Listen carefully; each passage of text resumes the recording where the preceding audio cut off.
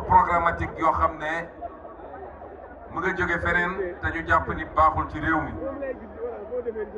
ñetteel bi mooy dinañu wax nag ci mujjantelu campagne bi mooy li ci des su may wax pôle Ndakaaru nag daf may permettre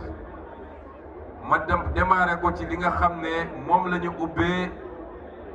la vision 2050 mooy un développement territorial déséquilibré. Développement territorial déséquilibré mooy réew il faut ñu xam ni ñi ne ci réew mi yépp ñoo tolloo ci réew mi ils ont les mêmes droits les mêmes obligations kon état bi leen ëmb ñoom ñépp war naa fexe ba kenn ku nekk jot wàllam ci réew mi sans distinction de région ki nekk fële Saraya wala Salémata ki nekk Kanel wala Kédougou ki nekk Bignona wala Vélingara dafa am les mêmes droits que ki nekk fii Ndakaaru Njaay fi nekk egguñu foofu rek dañ naan le développement territorial est déséquilibré tey ba ñuy def la vision 2050 bi ñu xaymaa li ñu gis mooy Ndakaaru nga xam ne moo représenté moins de 0,05% du territoire national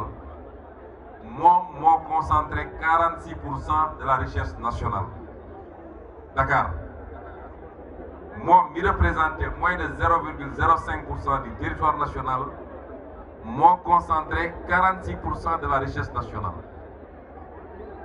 boo jëlee li nga xam ne moo nekk ci centre pays bi te mu regroupé 11 régions depuis Saint-Louis Louga Diourbel Kaolack Kaffrine Fatick etc. ñoom ngay jël ci kaw depuis le nord jusqu'en bas ci sud ba Ziguinchor Sédhiou ak Kolda 11 régions yi ñoom ñëpp boo leen dajalee ils représentent 44,5% de la richesse nationale te 11 régions yooyu représenté nañu minimum 80% du territoire national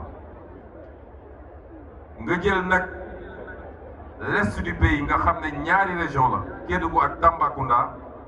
ñoom ñu représenté 9,5% de la richesse nationale kon lii c'est un déséquilibre criard entre les différentes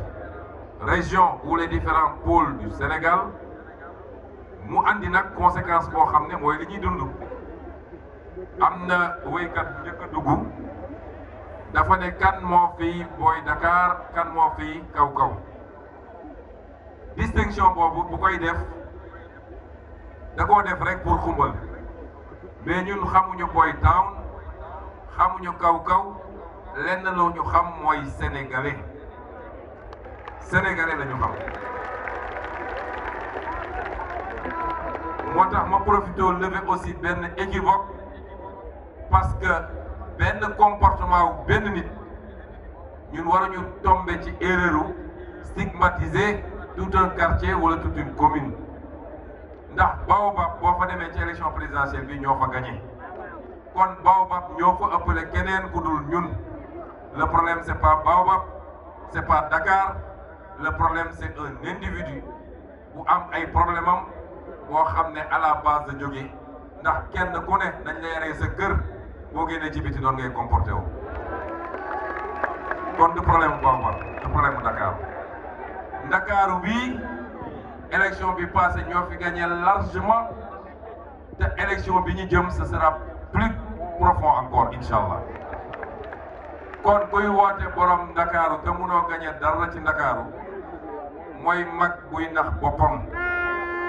et bu ñu tombé mukk dans ce piège mais déséquilibre boobu am entre les différentes zones du Sénégal moo tax lu bëri ci ñun ñii à commencer par man on s'est retrouvé à Dakar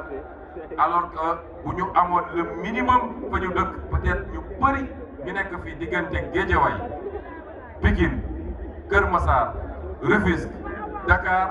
ils ne seraient pas là ils seraient chez eux moo tax ñu ne il faut rectifier et corriger ce déséquilibre territorial. Dans la vision 2050 gannaaw bu ñu développé li ñu bëgg a développé ba pare l'équilibre sera 46% yi ñi am Dakar dañ koy wàññi ba mu ñëw 29%.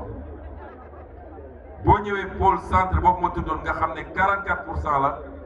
war nañ ko yóbbu ba 51%. waaye boo demee ci pôle est bi moom moo war a ñëw à 20%. lii boo ko defee suñu nee nag dañuy wàññi Dakar dañu bëgg nit ñi comprendre koom-koomu Sénégal de manière générale day yokku de manière substantielle dañ koy yokk mais ñu redistribuer ko ba yeneen pôles yi yeneen régions yi jot ci seen wàll loolu mooy permettre ñenn ñi nga xam ne tey ñi ngi ci Dakar et dans des conditions difficiles juróomi nit loué benn chambre xëy nekk ci mbedd mi di jaayante pour am lu ñu yóbbu ñooñu su dee yaa ngi jóge woon Kaffrine wala Ziguinchor wala nga jóge Kaolack wala nga jóge fu mu munti doon bu dee def nañ li ñu war a def foofu ci pôle bi te pôle yooyu yëpp bi ma fa jaaree expliqué naa lañ fa war a def à partir du potentiel qu'il y a dans ce pôle ils préféreront repartir fa ñu dëkk am fa seen sutura loolu mooy permettre Dakar noyyi Dakar aéré balaa nga naan maa ngi sonal sa bopp di def de nouveaux pôles urbains à l'intérieur de Cap-Vert nga créer les conditions non seulement de l'exode rural mais que les populations repartent vers leur ruralité mën a am li ñuy am ci mbay mi am ko ci càmm gi am ko ci industrie ñuy tabax foofu am ko ci mine yi ñuy développé foofu loolu mooy suñu vision économique.